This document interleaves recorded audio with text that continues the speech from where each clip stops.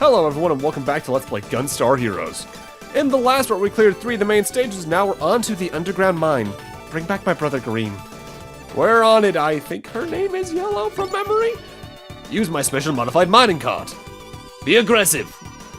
So this stage is infamous for a number of reasons, but the biggest difference with it is that you're not really controlling main red or blue Gunstar here, you're controlling your little cart. And the cart's interesting mechanic is that if you press the jump button twice, your gravity inverts and you can ride on the ceiling. This is technically an auto-scroller due to this, but you have more control than you would over most auto-scrollers since it is just an enemy count auto-scroller rather than like a time-based one from memory. So having large coverage weapons can help a lot here. Free shot and fixed shot both have a lot of pros and cons in this particular level, if only because of how you can aim. Occasionally the train's gonna drive past, and when that happens you have to fire at the actual soldiers within it. The train itself doesn't really have a health bar until like the very end of this. The main reason this level is infamous though, is its boss fight, which is more than any other stage in the game, the most literal marathon boss fight. But, depending on which difficulty you're playing on, you won't have to worry as much about it. I'll get into why when we get to the actual fight itself. When I was first playing the game a lot, this was easily my least favorite stage. Nowadays, because of how I like the boss fight, it's probably my overall favorite. But the control differences are a little clunky. Especially managing to double tap the jump button can just be a little weird here and there. But I really like how this game does different things at a rate that's not absurd like I brought up last part. Like, I guess I didn't really get into it too much back then, but my thing with variety in games is if you just have variety for the sake of variety or variety for the sake of supporting the main mechanics. A good example of variety for the sake of the main mechanics is this, most Mega Man games, things like that. Whereas bad variety is honestly, Mega Man. Mega Man X8, I love the game, but it didn't need those two bike stages, for instance. And X7 didn't need that bike stage. Sometimes it feels like games add extra stuff just to fill out the game's runtime and just make the game feel worse for it. Honestly, Banjo-Tooie is also a very good case of this for my tastes, at least. Banjo-Kazooie was fine. Not that Tooie's bad, but oh man, does it feel padded. Not as bad as DK64 though, barring that one mod that allows you to switch cars at any point in time.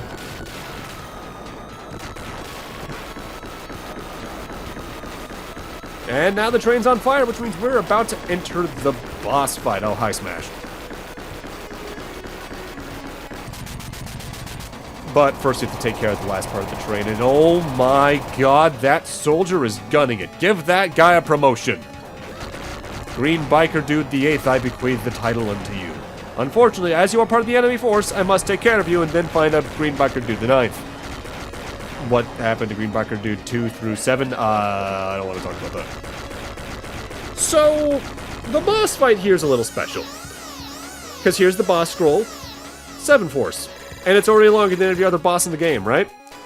7 Force is made up of 7 distinct boss fights, each with about the usual boss-sized health bar. The amount of forms you fight, though, depends on your difficulty. I think on easy, you fight 3. On normal, I think you fight 5. And on hard or above, you fight all 7. It always starts off with Soldier Force, though. Soldier Force hides on the left side of the screen and just tries to run you. He can throw some boomerangs at you, made out of his arms, then I tried to just dodge onto the bottom of the screen when he does that, and he can aim a punch at you that you need to actively dodge out of the way of. Gravity inversion timing is the biggest, I'd say, adaptation to make about this boss fight, because you're not just trying to jump over attacks, you're trying to basically completely switch which side of the screen you are on for them. Soldier Force, I'd say overall, is the second easiest of the forces, though, because he's the one you always face, and because of that, I guess they just want to give you an easy intro so you can just get used to this fight and move on to the next phases. Speaking of next phases, though, time for our next one, which for me is Urchin Force, but for you, it might not be. Urchin Force likes to spin all across the edges of the screen, bouncing back and forth between the top and bottom, but occasionally revving up to switch which side it's on. I think later down in its HP bar, it can also do like a giant rotation where it'll kind of go back and forth really quickly. It's not too bad. This is a phase that's definitely easier with fixed shot, though, compared to free shot, because I need to kind of just alternate up and down, tapping-wise, to get my shots into them. Now, the phases of 7 Force are semi-random. The reason I say semi is, A, Soldier Force is always first, for one, but you always alternate which direction you're fighting a force in. For instance, Soldier Force is always fought horizontally. Urchin Force is always fought vertically. And then after that, we're just going to keep alternating like that. You're going to do a horizontal phase, then a vertical phase, then a horizontal phase, and a vertical phase. For the 7. But which one it selects at any point in time is completely random. This is Blaster Force. It's a gun that tries to home in on you with its shots, but if you stand right about where I am, its tracking gets a little weird because it's trying to fire into you, but it literally cannot reach this little blind spot, so you can just fire upwards into it and never get hit. Occasionally, it does have to reload its cartridges, but at that point, it just loops and does the same thing over and over again. I'd say this is the easiest Force overall, as long as you find this sweet spot, which, as you can see, I got into pretty easily. You might take a hit or two trying to get into it, but that's about it. This is my least favorite. This is Eagle Force. Eagle Force will slowly bounce up and down the screen, alternating which wings are open and closed and which side its tail feathers are on, and when it reaches the top, it slides all the way back down. Sometimes it goes in reverse. That's about it. I think it has a projectile attack down the line, maybe. What's really weird about this part of the fight to me is is a verse version of Urchin Force if you have free shot on, because you're just constantly trying to dodge into and between the wings. But I just find the hitbox is hard to predict here because there's just a weird, I don't want to say randomness to it, but the way the wings open and close leave their hitboxes wider and smaller than you'd think they would be at the same time, I guess is the way to phrase it. This phase is a collision nightmare in my eyes, is what it becomes down to at the end of the day. And if there's any reason I would play the game on normal, it's just for the chance that I could avoid this fight, because you're guaranteed to do 2 of the vertical fights, so you might get Urchin and then hopefully Tail Force. Eagle, I hate. I do love the 7 Force theme, though. In fact, this boss fight is not only one of the most famous parts of the game, but it would even kind of come back in one of Treasure's follow-up games. Alien Soldier, there's a giant reference fight to this. Time for Crab Force, though. This is definitely the most audio-based of the 3 fights to me, because it has 3 attacks that make completely different sounds. Sometimes it fires homing shots that'll bounce all over the place, sometimes it fires parts of its claw that extend upwards, so you need to just kind of invert gravity very quickly to avoid them. And other times it'll just fire circles on the either side of the ground to try and knock into you. Listen to what each sound each one makes, and use that to judge how you should dodge. I'd say on a first playthrough, this is probably the most chaotic form to get around. Otherwise, it might be Tail Force here. Tail Force likes to hug the walls into giant volleys of pellets that are honestly pretty hard to dodge. And occasionally, and by occasionally very often, just do a giant spin move with its tail to try and knock into you. The tail, I'd say, is probably the hardest individual attack to dodge in this, because it just has such a wide range, despite what it looks like it should. The volley is also hard to dodge itself, though, but if you can kind of figure out what he's about to do, you might be able to just get on the opposite side. Yeah, for that attack, I think you're meant to be, like, on the top of the screen and then invert, but I've always had trouble dodging it. Final phase for us is Cheetah Force, Tiger Force. It's a crosshair fight. It has a crosshair, it locks onto you, and it can either do a giant explosion attack or a little projectile attack. And it has a third attack where it bounces a bunch of pellets all across the screen, sort of like, the biggest comparison I can make visually is the Laser Wisp from Sonic Colors. It does that kind of stuff. Make sure you're always on the top of the screen for this fight, though, because you should not be on the bottom, period. Once you make it to your 5th or 7th phase, though, it's not going to be too much more. If you've made it 6 phases deep, you're probably already going to win, honestly, especially if your last phase is like Blaster Force, for instance.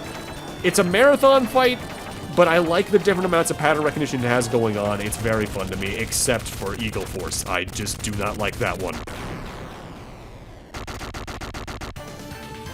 And that's the 4th of the 4 main stages clear. Time for us to start the gauntlet. Oh boy.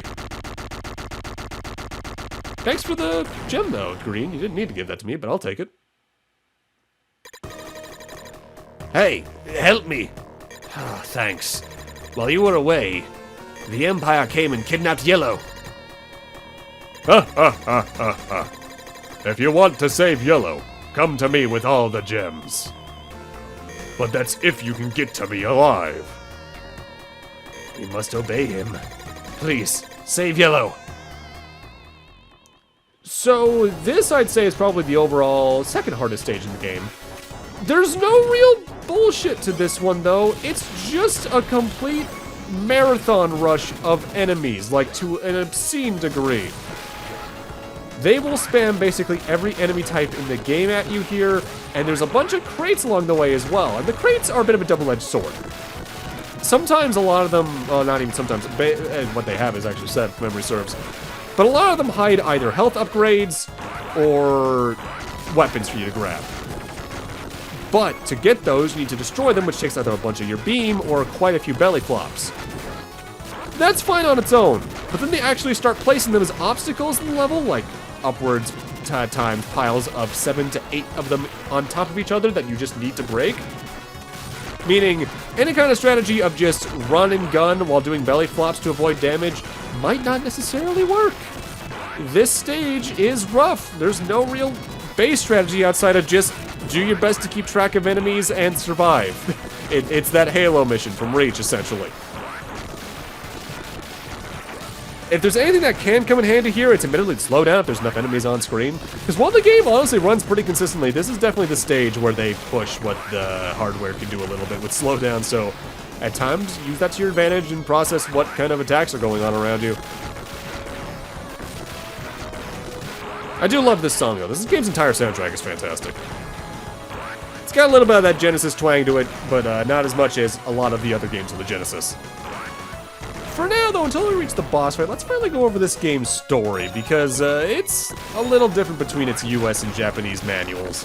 For instance, in the US manual, the Gunstar dynasty has been the protector of planet Gunstar 9, G9, for generations. In his youth, Professor White Gunstar defeated Gold and Silver, a destructive android that traveled millions of miles to suck G9 dry of all of its resources.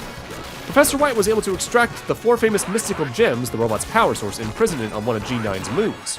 Years later, a new menace rises. Colonel Red, a vicious dictator, found out that the Gunstars knew the location of the mystical gems. One day, Colonel Red kidnapped the Gunstar's twin older brother, Green. Gunstar Twin's older brother, Green, and used a mind control device to make Green obey his orders. With Green's help, Colonel Red amassed all 4 mystical gems and has turned Gunstar 9's peaceful worker droids into deadly menaces, and is now preparing to leave for Gunstar 9's moon to activate Gold and Silver. But then in Japan, which is considered the proper storyline, which sets up its sorta sequel, sorta prequel at the same time on the GBA, the world was nearing its end. An evil organization created the ultimate weapon, Gold and Silver, the god of ruin, to destroy countless cities on Earth from the moon. The Gunstars, red, blue, green, and yellow, seeing the Earth turn to a living hell before them and fueled by righteous anger, confronted the powerful Gold and Silver. After a lengthy and arduous battle, they defeated the evil god of ruin. To make sure he's never resurrected, they sealed his body on the moon and took the 4 gems that powered him and sealed them away in separate areas on Earth. The exhausted Gunstars, having been pushed to their limits, prayed for a new civilization to arrive, and they began their long cryogenic sleep. All that is, except for one. Time passed, and a new civilization was built on Earth. A legend was spread across the land. Revive the god that sleeps on the moon, and he will guide the most righteous of people to utopia. General Gray, the commander of the dictatorship calling themselves the Empire, believed in this legend and attempted to carry it out. So he sent people to the moon in a battleship called the Ark in order to mine for the gems that would call forth the god. It was then that the leader of the underground mining excursion, Dr. Brown, uncovered some capsules in which the Gunstars were having their stasis. Once they awakened, they learned of the Empire's evil plan to revive Gold and Silver. The companion, Green, whom they had remembered being with him until the very end, had lost his previous memories, and was now assisting the Empire in the revival of the God of Ruin. We won't let such a tragedy happen again. We have to get back the gems and put a stop to the revival of Gold and Silver. Once Dr. Brown heard the Gunstars' words, he decided to betray the Empire and promised to help the Gunstars in their battle.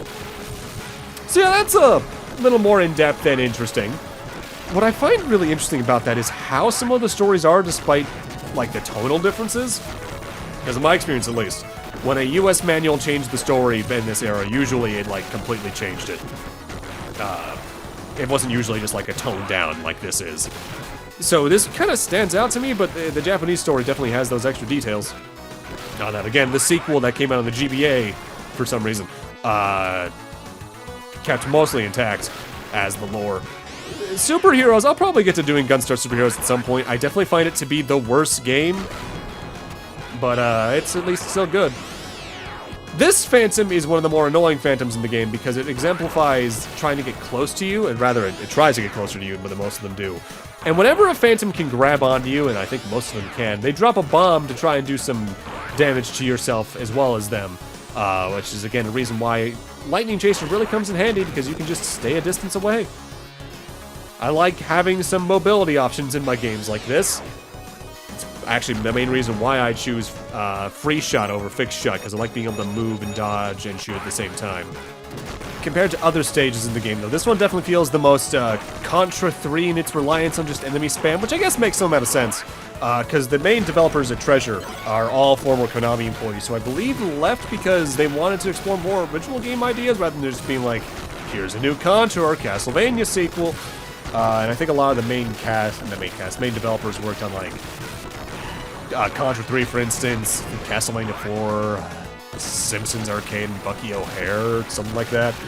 They pitched this game, I think, even to Konami, but Konami like turned it down, which I think was the foolish decision. In fact, I will say, out of the Contra likes on the Genesis, I much prefer this to Contra Hardcore, because Contra Hardcore, while it's got some really funny moments in it, that game is a pain in the ass to the nth degree with some of its boss designs. With that said, once you start getting to the walkers in this stage, you're getting close to the end. And even though the walkers are huge, they don't got a lot of health. And once we start seeing the arc itself from the manual in the background, we're getting close to the end of the stage. Like we're maybe a screen's length away from the boss fight. Honestly, the biggest annoyance when it comes to the normal enemies in this stage is probably the flying enemies, just because, depending on your weapon type, you're probably not going to be as easily able to hit them. But again, Lightning Chaser is really good. Time for the boss fight, the final great soldier.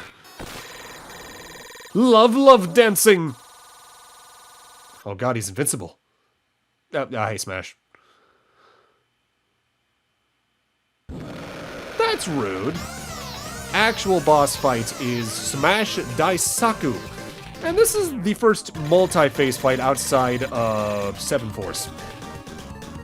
The thing with Smash is that he can fly all over the place, and he'll try to charge into you like he's using Psycho Crusher straight from Street Fighter.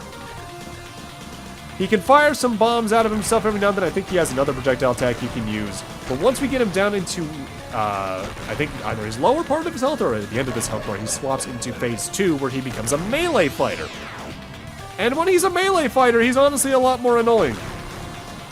Because he has a lot more range than you'd think, because he can stretch out his limbs for some reason, like he's Dhalsim for some of his attacks. Namely a downwards diagonal kick. But he's also got a gun that can do a couple different things. It can fire a projectile that'll home in on you trying to go up and down, so you kind of gotta bait it up to go down and all that. And he can also fire 2 shots at once that kind of alternate up and down in sort of a double helix pattern. You just need to stand between carefully. The biggest threat about phase 2, though, is literally just touching Smash, because he can throw you if you get into him on the ground. And that'll do, I think it does 20 damage, which isn't a lot to start, but at my health, that's literally half my health. So need to be a bit careful. Towards the latter third of his health, he tends to be a bit more spam happy with the projectile in this phase, though, so you can maybe stay a distance away and just hope he spams that until you got him out. But this fight can be troublesome. In fact, this stage in general can be a little troublesome because before Smash himself, I don't think there's a checkpoint. So if you die at literally any point in the stage, I think you're sent back. Maybe even with Smash himself, I forget. Honestly, I seldom die to Smash himself because usually by the time I get to him, I am so super paranoid about dying that I'm taking things way too carefully. Yeah, here he is. He's starting to sidle up to the side. He's about to do a lot of fire just from his gun. And if you find the right sweet spot, you can just kind of stand still and just jump over the occasional single shot. I would say maybe Smash is the overall individually hardest boss in the game. Like, if you don't count multi-phases, like Seven Force, the way they work at least. I'd say overall, obviously the final boss is harder despite some parts of it. And one part of the boss fights in the stage, 2 stages from now, I think is overall harder. But he can be up there. Be careful. And this is especially chaotic on multiplayer again, because while you both are firing him at once, if either of you die, you're taking like half the health from the other. I never die! Ah, shit.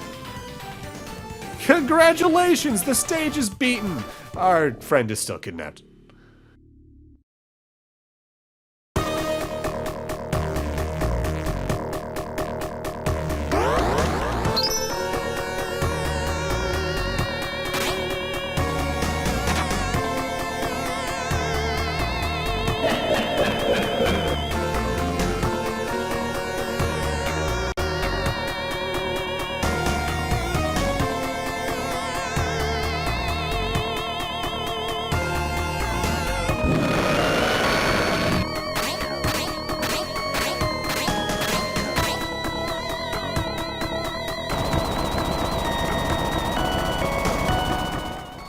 Well, we've saved yellow, but the gems are now in red or gray's hands, depending on which version you're playing.